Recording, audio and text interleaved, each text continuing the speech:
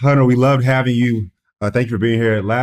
This past episode, your vulnerability, man, and your openness and honesty of what you have done that may not have been like the most upstanding thing to do is appreciated. We need more of that. Like, what caused you to just say, you know what, fuck it, I'm gonna be honest. This is what it is.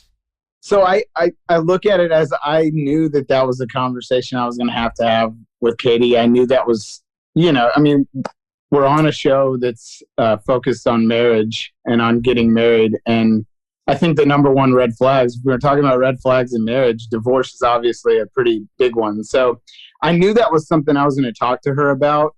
And I didn't look at this as a bad thing necessarily. I mean, I was shocked whenever I saw Nick. And whenever he said what he said, but I looked at this as almost an opportunity for a free one-on-one. I mean, normally that's good to have a conversation and to have her attention for 20 minutes straight or however long it is, you got to have a one-on-one. So I looked at this as I'm going to eliminate everybody else in the room and I'm going to talk to Katie the way that I would have talked to her on our one-on-one, because that's the discussion that I had with her was the same one I would have had on that one-on-one. It's just Nick and the guys were around. So yeah, it's like that you don't is have a bunch of cameras around. Yeah, the right mentality to have. I mean, we were talking about it earlier, especially when you are trying to find marriage and you are trying to find that person.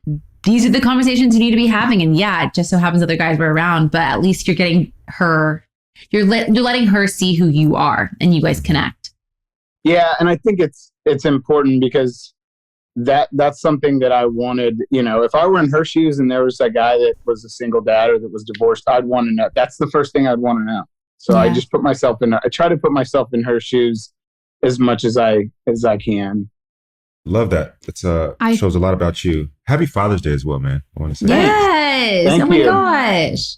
Yeah, it was a good one. I thought how you just jumped into it right away and really set the tone for everyone else. Like, all right, we're going to do this vulnerability thing. Let's just put it all out there.